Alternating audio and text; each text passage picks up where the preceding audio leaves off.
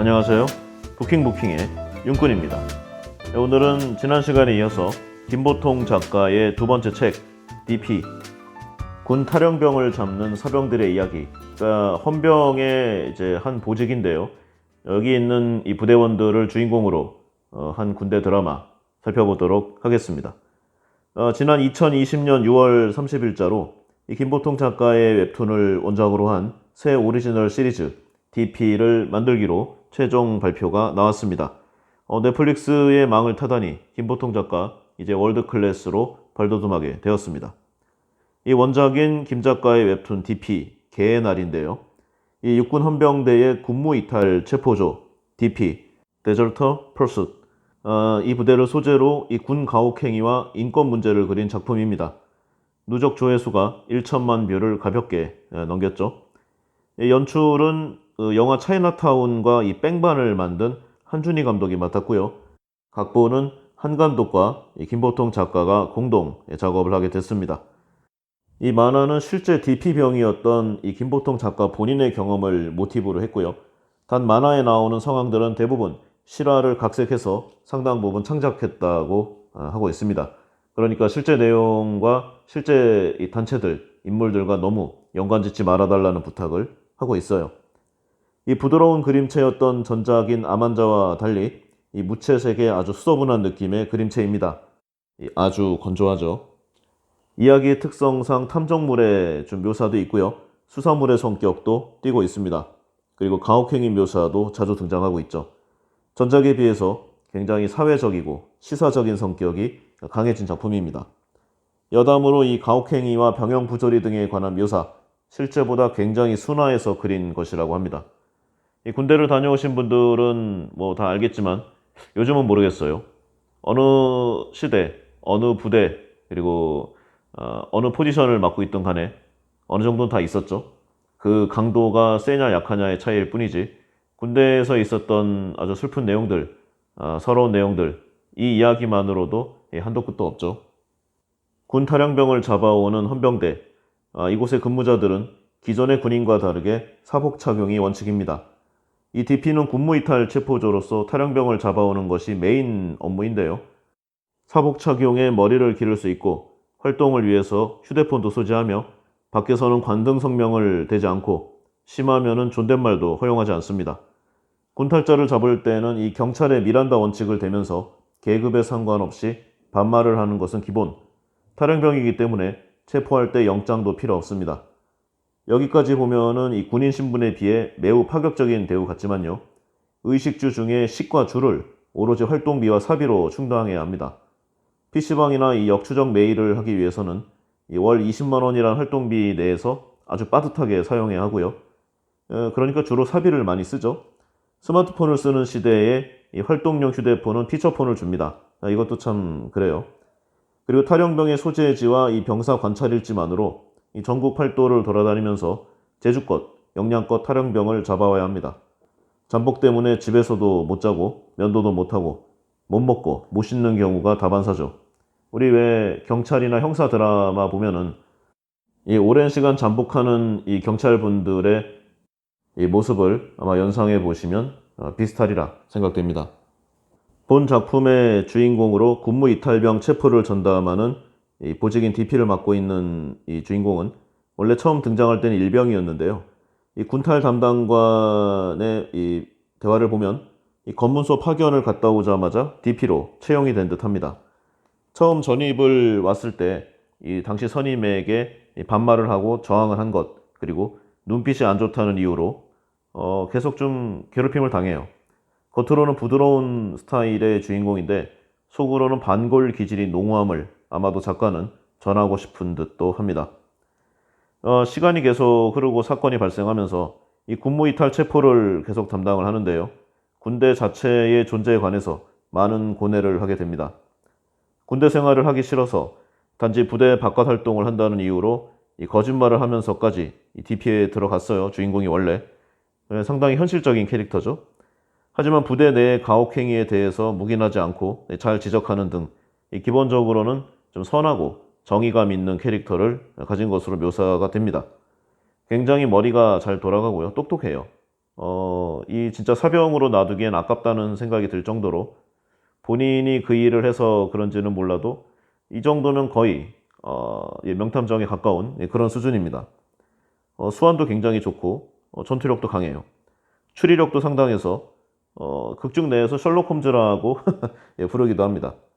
전반적으로 관록미 넘치는 캐릭터고 이 주인공을 보고 있으면은 이 사람이 사회적으로 미숙할 나이에 20대 초반에 군 복무 수행 중인 청년인지 아니면 수십 년 수사 경력을 가진 이 베테랑 강력계 형사인지 구분이 안 갈 정도로 헷갈리죠. 이렇게 완벽한 임무 수행을 하는 좀 병사로 묘사가 되는데요. 사실 이 DP 초기 인수인계를 받을 때 본인의 과실이라기보다는 좀 해야 할 일을 제대로 안 해서인 부분인데 좀 빨리 안 한 거죠. 탈영병 한 명이 자살을 하게 만든 그리고 그거를 어느 의미에서는 좀 방조한 그런 과거가 있습니다. DP가 되다 보니 이 부대 내에 있는 경우가 잘 없는데요. 그래서 이 주인공 안준호 선임병들이 매우 안 좋게 보고 있죠.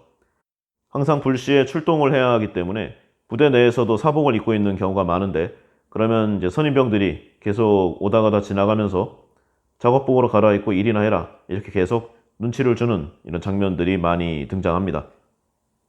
이 군대의 존재 자체에 대해 회의를 갖고 있는 사람은 이 주인공 안준호뿐만이 아닌데요. 이 사병들을 굉장히 괴롭힌다고 하기보다는 좀 방관한다고 할까요? 이용해 먹는다고 할까요? 이 DP 관리관, 이 중사의 대사가 기억에 납니다. 이런 내용이에요. 난 말이지, 너네들 보고 있으면 마음이 짠해.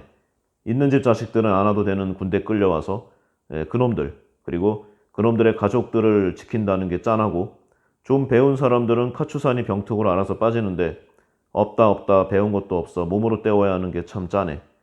말이 좋아 나라를 지킨다는 거지. 1년 통틀어 총 몇십 발도 안 쏴보는 니들이 전쟁 나면 뭔 쓸모가 있겠냐. 전쟁 나면 소대장부터 쏴 죽이고 탈영할 거라는 놈들도 있는 마당에 그런데 그렇게 억지로 끌려온 불쌍한 처지끼리 서로 도우면서 이 더러운 세상을 견뎌야 하는데 왜 니들은 그 속에서도 어떤 놈 편하려고 다른 놈을 괴롭히는 이 새로운 악습을 만들어내는 거냐. 억울하지도 않나? 진짜 병신들인가? 못 배우고 힘없는 새끼들끼리 모여서 할 게 고작 이런 거밖에 없나? 조금 순화했어요, 나름. 대사가 아주 직설적인데 이렇게 좀 군대 자체의 이 사병들 그리고 이 의미를 좀 어떤 의미로 생각하고 있는지를 다시 한번 되돌아보게 만드는 대사들이 계속 나옵니다. 군대 내에서 병영 부조리를 척결하는 목적으로 좀 만들어진 부대 DP. 헌병대가 원래 그렇잖아요. 이 군대의 여러 가지 안 좋은 행동들을 이 군 경찰들이 잡아내는 거잖아요. 내무 부조리를 색출하는 헌병들이 정작 부조리와 가혹행위를 일으키는 모순, 그리고 간부들의 갑질로 넘쳐난 군대의 환멸. 이 주인공 안준호는 항상 이러한 생각을 하고 있고요. 본인과 뜻이 맞는 몇몇끼리 모여서 자신들이 고참이 되면 반드시 이 부대 내 부조리를 척결하자고 서로 다짐을 합니다. 그러나 결국 그렇게 되지 않는다는 걸 우리는 모두 알고 있죠. 대한민국 군대가 창설된 지 이제 70년이 넘어가는데요. 그동안 굉장히 많은 병영 부조리와 비리, 폭력 및 구타, 가혹행위들이 있었습니다. 이제 대부분은 일본군의 잔재에서 시작된 건데요. 그런데요, 만약에 그 중간에 어떤 한 기수가 또는 어떤 한 군번대에 있는 사람들이 그동안의 이 폭력과 가혹행위를 끊는다. 그랬으면은 많은 변화가 있었겠죠? 하지만 대부분의 이 사병들이 이등병 때의 이 고통과 이 가혹행위 등을 겪으면서 반드시 이걸 고치겠다고 하지만 제대할 때쯤 되면은 변화가 생깁니다. 때려야 말을 듣는다. 가혹행위까지는 모르겠지만 어느 정도 좀 강하게 해야 군대가 돌아간다. 이런 좀 왜곡된 세뇌를 당하게 되죠. 그리고 이러한 마인드로 사회에 나가면 이게 또 계속 악순환되어서 사회를 병들고 오염시키는 그런 상황이 계속 이어지게 됩니다. 나는 아니라고 생각을 하겠지만요. 잘 생각을 해보면은 회사 내에서도 내가 직급상 위니까 이걸 바탕으로 하향식으로 권력 행사를 하는 일 아마 자신만의 방식대로 뭐라도 있을 거예요. 이게 바로 군대에서 좀 원인이 됐다. 저는 그 생각도 많이 해봅니다. 군무이탈은 어떤 죄인가 한번 살펴보겠습니다. 이 군형법 제6장 제30조 군무이탈이 나와 있는데요. 군무를 기피할 목적으로 부대 또는 직무를 이탈한 사람, 다음 각 호의 구분에 따라 처벌한다 라고 명시되어 있습니다. 적전 상황인 경우, 그러니까 전쟁 중이죠. 이때는 볼 거 없이 사형입니다. 직결 처분이죠.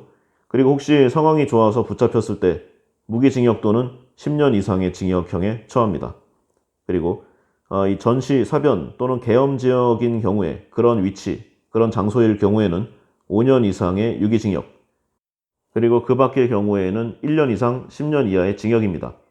그러니까 적을 눈앞에 두고 도망가는 것만 아니면 목숨에 좀 위해가 되는 그런 것까지는 나오지 않는다는 거예요.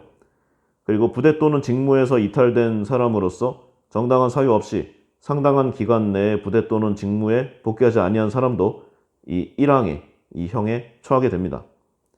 이 군인이 복무하던 부대나 작업, 훈련지 등에서 허가 없이 이탈하는 행위, 군법상으로는 이 군무이탈죄라고 불리고 우리 일반적으로는 탈형이라고 말을 하고 있죠. 형사소송법에 따른 공소시효가 적용이 되는데요. 원래는 일정 기간이 지나면 공소시효가 완성이 되는 그런 부분이 있습니다. 하지만 정기적으로 각 군의 이 참모총장이 이 군무이탈자 복귀 명령을 내려서 이를 위반할 경우에는 항명이나 명령 위반으로 공소시효가 새롭게 갱신이 됩니다. 이는 그 40세에 최종적으로 3년의 공소시효가 추가되기 때문에 사실상 이 43세까지로 보면 되겠지만요. 간부는 좀 예외라고 합니다. 계급 정년까지 공소시효가 생기게 되죠. 탈영에도 이제 종류가 있는데요. 가장 심각한 게 이제 무장탈영이겠죠.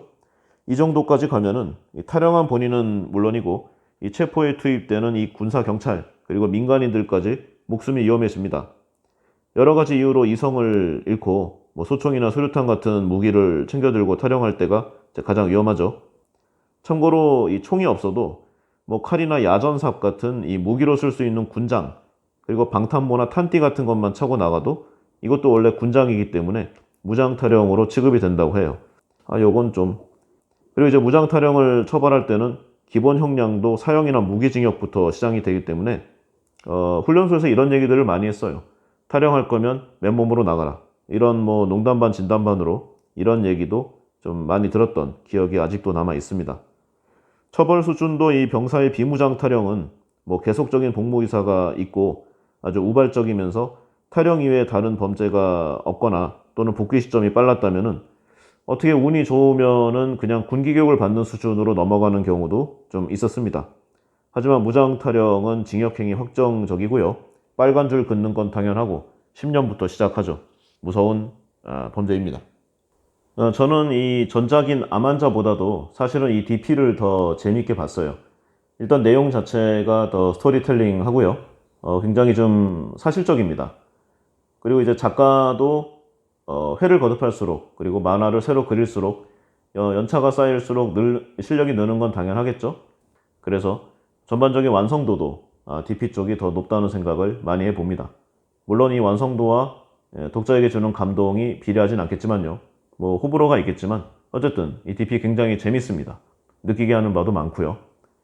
그래서 이제 얘기를 좀 해보려고 하는데 대부분이 이제 군대를 탈영한 그 탈영병을 잡아오는 약간은 좀 추리적인 부분도 있고 그리고 좀 좀 극적인 그 하드보일드 같은 내용들도 있어가지고 굳이 이거를 얘기를 하는 게 의미가 있나 하는 생각을 해봤어요. 이 작품도요 직접 보시는 것이 가장 좋겠다 생각해 봤습니다. 그래서 원래는 우리나라 군 이 역사상 좀 기억에 남는 아주 임팩트한 탈영 사건들을 좀 얘기해 보려고 했는데 조사는 많이 해봤어요. 자료도 많이 좀 찾아봤고.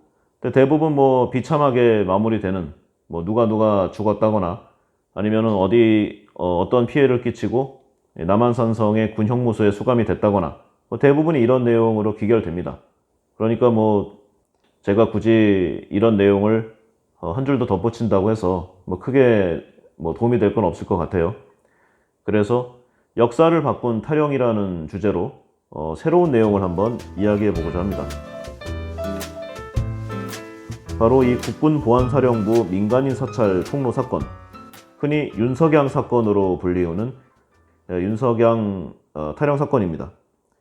이 1990년 국군보안사령부, 여기가 이제 정치, 노동, 종교와 이 제야의 야권 인사들, 이렇게 각계의 주요 사람들과 민간인을 상대로 정치 사찰을 벌인 일명 청명계획이 폭로된 사건이 있었습니다. 이 전형적인 내부 고발 사건이라고 할 수도 있고요. 좀 애매한 부분도 있어요. 왜냐하면 내부 고발자가 진경제 국가의 사병이었기 때문이죠.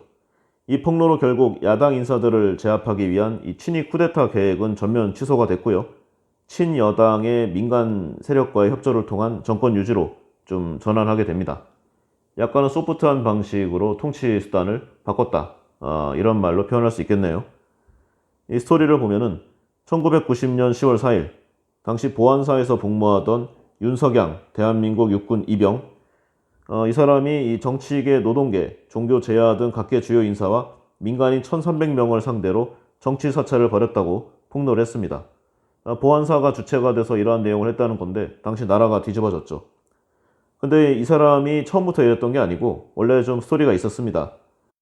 윤석양 이병은 이 한국외대를 재학하고 있었는데 재학 시절에 혁명적 노동자 계급투쟁 동맹, 혁노맹인데요. 이 사건에 연루가 됐습니다. 그래서 국군보안사령부에 연행이 됐죠. 서빙고 분실에서 이 강제로 대공 및 학원 사찰 업무를 80일 동안 담당을 하게 됐습니다. 그러니까 이제 고문에 못 이겨서 운동권 동료의 리스트를 이제 토해낸 건데요. 이때 좀 잘 보였다고 해요. 그러니까 뭐 좀 사근사근한 부분도 있고 좀 협조를 잘했다고 합니다. 그러니까 여기까지는 좀 동료를 배신한 그런 느낌으로도 받아들일 수가 있죠. 어쨌든 간에 뭐 본인도 살아야 되니까 당시 이 서빙고 쪽에 끌려가면은 운이 좋아야 불구자가 되는 거고 운 나쁘면 목숨이 어떻게 될지도 모르는 그런 무서운 시절이었죠. 어쨌든 간에 상당히 똘똘했던 것만은 분명한 것 같습니다. 그래서 오히려 역으로 픽업이 돼요. 그래서 보안사의 업무를 하게 됩니다. 1990년 9월 23일 이 새벽에 윤석양 이병은 다음 근무자와 이 교대하는 타이밍에 이 자료를 빼내요. 이른바 청명계획이라는 이 민간인 사찰 계획의 이 사찰 대상, 명부 철, 그리고 3장의 플로피 디스크를 가지고 타령을 했습니다. 그리고 이를 언론사에 폭로하며 양심 선언을 하게 되죠. 대한민국 사회가 발칵 뒤집혔고요. 당시 사찰 대상이던 노무현, 한승원, 강동규, 이효재, 기타 등등 이 각계 주요 인사 145명은 국가를 상대로 소송을 걸게 되고요. 그리고 3당 합당으로 여당 정치인으로 변신했음에도 사찰 대상에 올랐던 김영삼 당시 민주자유당 대표 최고위원, 명색이 집권당 대표인 나마저도 보안사의 사찰 대상이라는 거 문제가 있다. 이러면서 노태우 대통령을 압박했습니다. 이 원래 이 청명 계획은 이 본인들의 트라우마 때문에 만들어진 계획입니다. 그러니까 이 친위 쿠데타식의 비상계엄이 또다시 반복될 경우 방해가 될 만한 민간인들을 체포하기 위해서 보안사령부에서 미리 체포 목록을 작성한 것이었죠. 그 민간인들이 어떤 성향인지 판단하기 위한 평가는 이미 끝났었고 계획 발동 시 체포만 남아있던 상황이었습니다. 그 내용이 굉장히 디테일해서요. 각 사람들의 자택의 가구 배치, 진입 및 도주로 가는 경로, 친인척 주거지 및 아주 세세한 인적사항, 기타 등등까지 해서 청명계획 발동 시 아주 짧은 시간 안에 모든 사람의 체포 작전이 실행되었을 것이 분명했습니다. 이 사회적으로 엄청난 비판이 쇄도했고요. 야당과 학생들을 비롯한 이 민주화 세력이 들불처럼 일어났습니다. 그래서 이 여파로 노태우 대통령은 1990년 10월 8일 국방장관과 보안사령관을 전격 경질하였죠. 또한 이 사건으로 인한 국민적 분노를 무마하기 위해서 10월 달에는 이 범죄와의 전쟁이란 아주 고전적이지만 효과가 있는 그런 수단을 사용했습니다. 전국에 있는 힘 좀 쓰는 분들의 아주 고난스러운 생활이 시작됐었죠. 보안사를 대표하는 전설의 서빙고 대공 문실도 이 사건의 영향으로 즉시 폐쇄되었고 보안사 측은 그간의 음험한 이미지를 쇄신하기 위해 국군 기무사령부로 이름을 바꾸었습니다. 기무사죠. 오늘날에도 똑같은 행동을 하고 있습니다. 김영삼이 대통령이 된 1993년엔 국방부 장관과 기무사령관의 상하 관계가 명확해지면서 대통령과 이 기무사령관의 독대도 폐지되었습니다. 독대를 한다. 특별한 업무를, 미션을 수행하라는 명을 내렸겠죠. 그 미션이 어떤 것인가? 바로 이 청명 계획에 자세히 나타나 있습니다. 당시 재판부는 이 사건을 가리켜서 개인의 사생활과 비밀 및 이 자유에 대한 제한은 국가안전보장 등의 목적 내에서 합리적인 절차에 따라 이루어져야 하고, 보안사는 이 군사 기밀과 관련한 사항에 대해서만 사찰해야 하는데도 불특정 다수를 아주 무자비하게 사찰했다는 이유로 이 원고들에게 각각 상당한 금액의 위자료를 지급하라고 확정 판결했습니다. 이 사건으로 과거 정보기관의 이 정치 사찰 행위가 특정 인물의 사생활을 침해했음이 처음으로 공식 확인되었죠. 사건을 폭로한 이병 윤석양, 그 후로도 2년간 도피 생활을 이어가다가 노태우 정부의 마무리를 앞둔 1992년 9월 기무사에 체포됐습니다. 그래서 군무 이탈죄로 징역 2년을 선고받고 복역을 하다가 1994년에 출소하였죠. 원래 이 징역 1년 6개월 이상 복역을 하면은요, 공식적인 군 면제 사유가 발생을 합니다.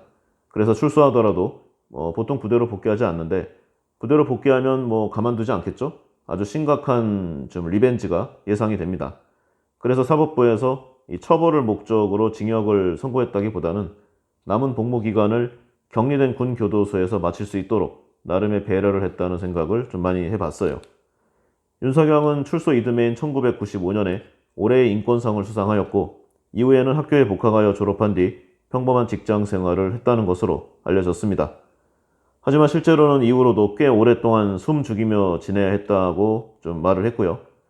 관련해서 지난 2017년에 방송 이규현의 스포트라이트에서 23년 만에 인터뷰를 하면서 세간의 모습을 드러내게 되었죠. 당시에 이 하나회 해체와 함께 반민주적인 잔재들이 사라지는 계기가 된 이 중요한 시발점이 된 사건 중에 하나였습니다. 대한민국의 지방선거나 지방자치제가 뿌리내린 것도 이 사건으로 궁지에 몰렸던 당시 노태우 정부가 야당과 전면적 협상에 나섰기 때문이라는 평가가 지배적이죠. 그러나 이후 이 보안사의 후신인 이 기무사는 이 사건에 대해 반성하기는커녕 오히려 참으로 뻔뻔하게도 이 기무학교에서 장병들을 대상으로 한 교육에서 윤석양 씨를 희대의 매국노, 반역자로 하는 교육을 계속해 왔습니다. 이들에게 반성 따위는 없죠. 그리고 이때 뿌리를 뽑지 못했기 때문에 이 유신 정부 그리고 군부 정권 당시 자행하던 여론 조작을 무대만 인터넷으로 옮긴 여러 가지 작전과 그 이후의 만행들이 일어나게 되었죠. 대표적으로는 지난 2018년 7월 언론 보도를 통해서 기무사가 2014년 4월부터 10월까지 약 6개월간 세월호 유가족들을 사찰한 문건이 공개되어서 많은 사람들이 충격을 받았습니다.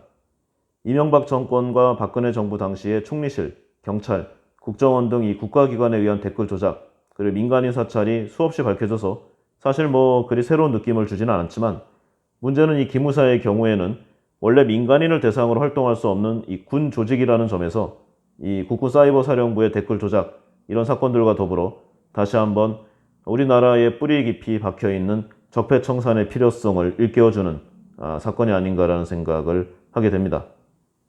그리고 공식적으로 일어나지는 않았지만 이 친위 쿠데타와 계엄령이 또 발동될 뻔했었죠. 여기에 관해서도 여러 내용들이 많았는데 다 많이 알려져 있으니까요. 생략하고, 예전에 12.12 사태 때를 보면은 사실 전두환은 이제 한 개 사단 병력도 안 되는 그런 수준을 동원했었습니다. 하지만 이 박근혜 정부 이후로 이 새롭게 좀 나라의 위해를 가하려던 세력들, 이 서울을 중심으로 한 여러 가지의 기갑사단과 보병사단들을 몽땅 시위 진압, 이러한 명분을 내세워서 좀 병력을 동원하려고 했었죠.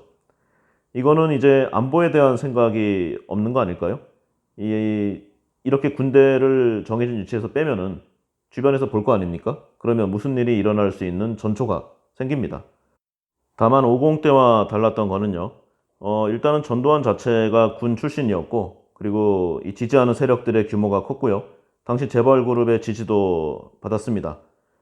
하지만 박근혜 대통령 체제에서는요, 대통령부터가 본인이 통치한 게 아니죠. 이 옆에 있는 이 최순실 씨에게 권력을 사실상 이양한 것 같은 이 무능을 넘어서 좀 자질에 문제가 있다는 생각을 하는데, 어쨌든 간에 이 주위에 같은 편을 먹을 만한 사람들이 다 발을 뺐어요.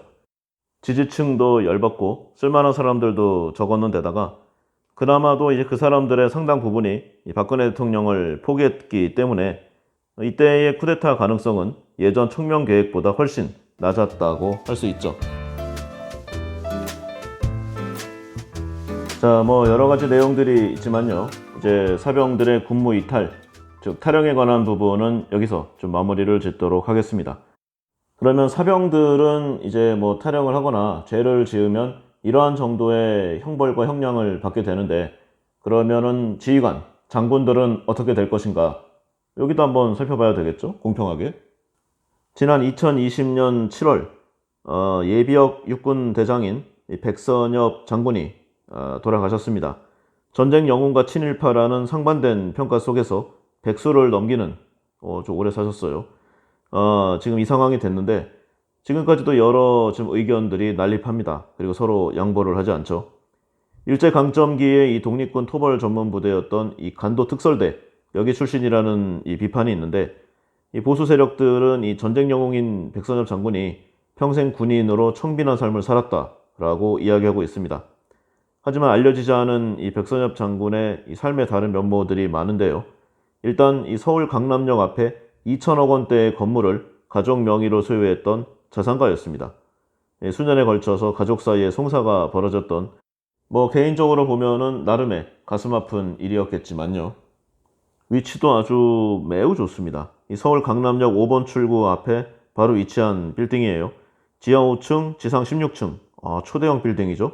대지가 260평 정도, 건평이 3,500평 정도입니다.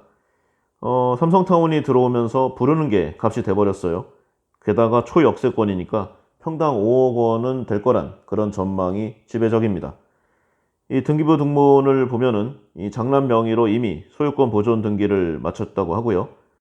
당시 장남 나이가 41살이었다고 하니까 40대 초반 나이에 강남 한복판에 대형 건물을 올렸다. 그런 사람이 얼마나 되겠는가. 명의신탁에 의한 차명 소유로 볼 수밖에 없다는 한겨레 신문의 보도가 나왔습니다. 이 건물은 여러 번의 지분권 변화가 있었던 그 결과로 마지막에는 이 장남 명의로 좀 돌려졌는데요. 장남을 뺀 3남매는 현재 미국 시민권자로 미국에 거주하고 있는 것으로 전해졌습니다. 소송 과정이 있었으니까 이 장남과 나머지 자식들은 이 척을 좀 졌겠죠. 그래서 백선엽 장군은 말년에 아내와 단 둘이서 나름 쓸쓸하게 지냈다고 합니다. 형제끼리의 다툼 외에도 여러 가지 이슈가 있는데요. 이 백선엽 장군 일가에는 이 동생 백인엽 전 예비역 중장이 또 유명합니다. 그리고 이제 사촌 누이인 백희엽 씨, 이 증권가 큰손인데 이 사람도 좀 유명했다고 해요. 먼저 이 백인엽을 보면은 일본 육군 항공소위 출신입니다. 진짜 다들 잘 나갔어요. 1956년에 육군단장 등을 지냈는데 군수 비리를 어마어마하게 했다고 합니다. 그래서 박정희의 5.16 쿠데타 당시에 부정축제자 1호로 검거돼서 무기형을 선고받은 인물이기도 하죠. 그런데 이제 이 백인엽이 이제 비리를 저지르기도 했는데 사실은 해묵은 원한의 결과이기도 합니다. 이 박정희와의 안 좋은 과거가 있었는데요. 이 육군단장 시절에 이 백인엽이 장병들을 완전 군장으로 연병장에 집합시킨 다음에 당시 부군단장이었던 박정희를 모욕을 줬다고 합니다. 이 철모를 지휘봉으로 탁탁 친다거나 뭐 빨갱이라고 했다거나, 이 박정희로서는 잊을 수 없는, 지울 수 없는 치욕이었죠. 백인엽으로부터의 수모를 참다 못한 박정희가 후일 그의 군수비리를 문제 제기했고, 이 일로 박정희는 1957년 제7사단장으로 전보 조치가 됩니다. 이후 쿠데타로 권력을 잡은 박정희는 부패 군인의 대명사였던 백인엽을 즉각 처단하고 싶었지만, 예전에 왜 여순 사건 뒤에 숙군 과정에서 백선엽 장군이 이 박정희 자신의 목숨을 살려준 적이 있잖아요. 그래서 나름의 선처를 베풀었다고 합니다. 이 형인 백선엽 장군은 명장인가 부패한 사람인가에 좀 의문부호라도 있지, 이 백인엽은 아주 지독한 사람이었다고 합니다. 이 1948년 이 10월의 여순 사건 당시 12연대 연대장이었는데, 이 진압작전에 참가했던 이 백인엽이 당시 구례 지역의 부역자 색출 과정에서 민간인을 고문하고 학살하는 이 과정의 최고 책임자였습니다. 2008년 진실화해인은 이 백인엽을 직접 조사해서 그가 이 구례 지역의 민간인 학살 사건에 가해 책임이 있다고 진실을 규명한 바가 있습니다. 어쨌든 간에 여러 가지 과정에서 죽다 살아난 백인엽, 이후 교육자로 변신을 하는데요. 인천 지역의 선인학원, 굉장히 유명하죠. 나이 좀 있으신 분들은 다 알고 있습니다. 이 학교 법인을 설립했습니다. 이 형과 자신의 이름을 더해 만든 이 사학재단인데요. 여기서 백인엽이 벌인 비리가 상상을 초월했습니다. 약 5,700명의 학생을 정원외로 부정 입학, 편입, 그리고 졸업장 장사를 해서 당시 기준으로 60억을 받아 챙겼고요. 지금 20억 정도 하는 서울 강남 음마 아파트가 당시 1,800만 원 정도의 분양이 되던 시절이었으니까 뭐 엄청나죠. 학교를 짓는다면서 이 월남의 피란민 판자촌을 강제 철거해서 원성을 샀고요. 확장한다는 이유로 중국인 공동묘지를 불도저로 밀어서 외교 문제를 일으키기도 했습니다. 그리고 자기 마음에 들지 않으면 교직원들을 무조건 해고했고요. 교사들에게 예비군 군복을 입혀서 보초를 서게 하고 순찰을 돌게 하는 등 하여간 뭐 진짜 꼴통짓은 다 했어요. 유치원에서 대학까지 총 14개, 학생 수만 3만 6천 명에 이르는 대한민국 최대 규모의 사학에서 벌어진 비리는 당시 한국뿐만이 아니라 동양 최대 사이즈였죠. 당시 신문은 이 백인엽을 두고 인천의 무법자라고 표현했다고까지 합니다. 이 전두환 정권 초기인 1981년에도 업무상 횡령, 배임 수재, 건축법과 각종 중기관리법 위반으로 백인엽은 또 구속이 됐는데요. 근데 이제 이러한 상황에서 이 학교를 좀 개선시켜야 되잖아요. 그래서 이 개선시킬 사람으로 내려온 게 형 백선엽이었다고 합니다. 그러니까 뭐 엉망이죠. 동생이 단군 이래 최대 사학 비리를 저지른 곳에 형이 이사로 파견된 것이죠. 그 밥의 그 나물입니다. 당시 이러한 비리의 여파로 선인학원 소유의 인천대 등이 논란 끝에 국공립화되던 때였는데요. 두 형제가 이 관여한 이 천문학적인 사학 비리의 뒷감당을 결국 국가가 했고요. 이러는 사이에 백선엽은 강남에 대형 빌딩을 세운 셈입니다. 백선엽의 사촌 누이인 증권가의 큰손 백희엽 씨도 돈으로 한국 사회를 주름 잡았던 인물인데요. 동아건설을 비롯해서 건설주를 대량 매입해서 거액을 벌었고요. 뭐 좀 여러 가지 내용들이 있었겠죠. 근데 뭐 여기까지 하고요. 백희엽 씨는 이 1995년 사망했는데 이 40년대 후반에 조선일보 편집국장을 역임한 고 박용학 씨의 부인이기도 합니다. 조선일보가 또 등장하죠. 천수를 누렸던 백선엽 씨를 마지막으로 이 백씨 가문도 이제 마무리가 됐는데요. 여전히 이 백선엽 씨, 백인엽 씨가 청빈하다고 주장하는 보수 세력들, 미군도 그를 극진히 예우했고 전쟁 영웅으로 칭송한다고 지금도 이야기를 하고 있습니다. 하지만 이 백선엽 씨가 군인이었을 때 미국의 평가는 정반대였던 것 같은데요. 5.16 쿠데타 당시에 주한 미국 대사관의 정치 담당 첨사관이었던 필립 하비브, 본국인 미국에 보낸 장문의 기밀 문서에서 백선엽은 혜택과 진급, 적절한 사면 등의 방법을 통해 자신의 파벌적 역량을 축적했다고 보고를 했고요. 백선엽 장군은 다른 참모총장들보다도 더욱 부패한 것으로 유명했다라고 기술했다고 합니다. 뭐 이 사람들만의 이야기가 아니겠죠. 워낙 좀 두드러져서 이게 그 세간의 이목을 좀 끌었죠. 이 나머지 뭐 장군들이라던가 제가 직접 군대에서 봤던 사람들의 이 비리, 그리고 그들의 가혹행위, 그리고 사병들을 인간으로 보지 않는 그들의 눈동자를 저는 지금도 잊을 수가 없습니다. 그냥 정말 짐으로 보더라고요. 그냥 기계 부속품. 이러한 곳에서 과연 무엇을 배울 것인가? 남자라면 군대를 갔다 와야 된다는 말은 도대체 누가 만든 것인가? 군대에 가서 인생을 배웠다. 도대체 어떤 인생을 배웠다는 것인가? 물론 제 개인적으로 보면은 군대 생활을 하면서 나름 좀 뭐 인내심이라고 할까요?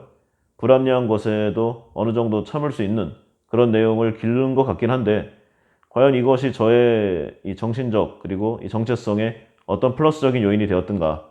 오히려 이 비리와 부패 그리고 안 좋은 내용에 눈을 감는 그 연습만 시킨 것이 아닌가라는 생각을 많이 하곤 합니다.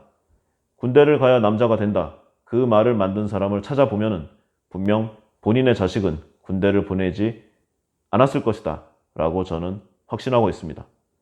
뭐 내용은 더 얘기할 게 많이 있는데 군대 내용 해봐야 시청률만 떨어지니까요. 여기서 마무리하도록 하겠습니다. 어쨌든 간에 김보통 씨의 이 암환자와 DP 좀 오랜만에 다시 한번 보니까요. 여러 가지를 좀 생각나게 하고 그리움, 아련함, 뭐 애절함 그리고 지나갔던 여러 과거의 기억들 다시금 되돌아보는 나름 뜻깊고 좋은 시간이었다는 생각을 좀 하고 있습니다. 네, 오늘은 여기까지 하겠습니다. 감사합니다.